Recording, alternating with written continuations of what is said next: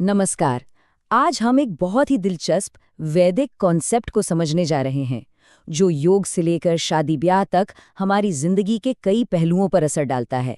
और वो कॉन्सेप्ट है नाड़ी। अच्छा, ज्यादातर लोगों ने नाड़ी शब्द पहली बार ज्योतिष के बारे में सुनते हुए ही जाना होगा, खासकर तब जब शादी के लिए कुंडली मिलाई जाती हैं और पंडित जी कहते हैं कि इसमें नाड़ी दोष है। पर सवाल ये है कि इसका असल में मतलब क्या होता है, ये है क्या चीज? तो देखिए, इस दोष को समझने से पहले हमें ये समझना होगा कि नाड़ी खुद क्या है।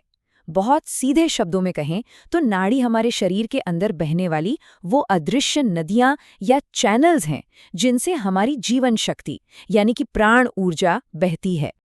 अब एक और बात, ये जो नाड़ी का कॉन्सेप्ट है वो कई अलग अलग भारतीय परंपराओं में मिलता है, और इन सब में जो फर्क है उसे समझना बहुत जरूरी है। देखिए, ज्योतिष में नाड़ी एक तरह की पर्सनालिटी टाइप है। योग और आयुर्वेद में यह शरीर के अंदर 72,000 से भी ज्यादा ऊर्जा चैनलों का एक पूरा नेटवर्क है। और फिर एक और चीज है, नाड़ी पत्तियां, जो भविष्य बताने का एक बिल्कुल अलग तरीका है। तो आज के लिए हम पहले दो यानी ज्योतिष और आयुर्वेद वाली नाड़ी पर ही ध्यान देंगे। तो चलिए सबसे पहले ज्योतिष वाली नाड़ी की बात करते हैं। वैदिक ज्योतिष में हर इंसान को उसके जन्म नक्षत्र के हिसाब से 3 तरह की नाड़ियों में से किसी एक में रखा जाता है। और अब आती है सबसे दिलचस्प बात, ये जो ज्योतिष की 3 नाड़ियां हैं वो सीधे सीधे आयुर्वेद के 3 दोषों यानी वात, पित्त और कफ से जुड़ी हैं। मतलब ग्रहों की स्थिति का सीधा कनेक्शन हमारे शरीर और मन की बनावट से है ना कमाल की बात? इस टेबल में साफ साफ देखा जा सकता है कि कैसे हमारे 27 नक्षत्रों को इन 3 नाड़ी कैटेगरीज में बांटा गया है। तो बस किसी का नक्षत्र पता हो तो उसकी नाड़ी का प्रकार भी पता चल जाता है। पहले बात करते हैं आदि नाड़ी की, जिसका संबंध है वात से, बिल्कुल हवा की तरह। इस नाड़ी वाले लोग बहुत क्रिएटिव और एनर्जी से भरे होते हैं, लेकिन जैसा हवा का स्वभाव है उनमें थोड़ी बेचैनी और अस्थिरता भी हो सकती है। फिर है मध्य नाड़ी, जो पित्त यानी आग के जैसी है। ये लोग बहुत शार्प, फोकस्ड और पैशनेट होते हैं, लेकिन हाँ, आग की तरह गुस्सा भी जल्दी आ सकता है।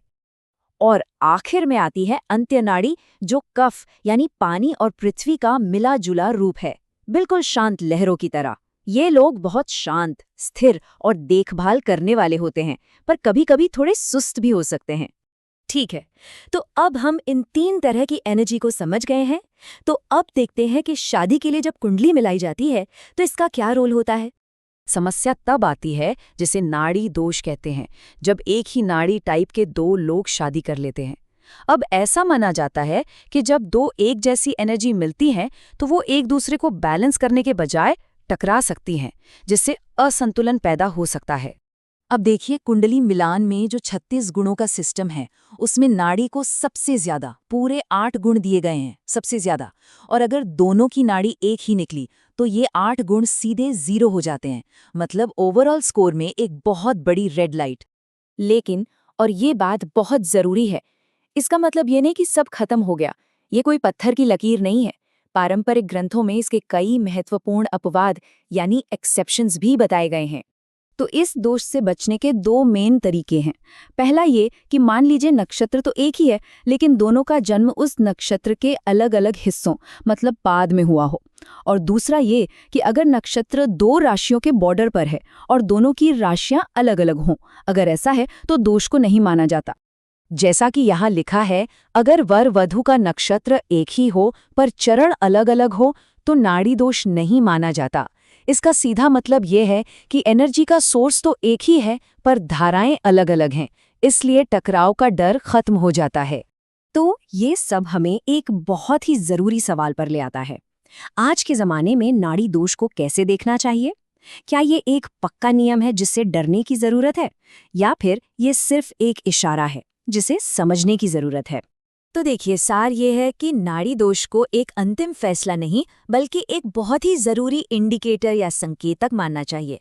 ये बताता है कि 2 लोगों की बेसिक एनर्जी में शायद कोई टकराव हो सकता है, लेकिन इसका फैसला हमेशा पूरी कुंडली और जाहिर है रिश्ते की असलियत को देखकर ही किया जाना चाहिए।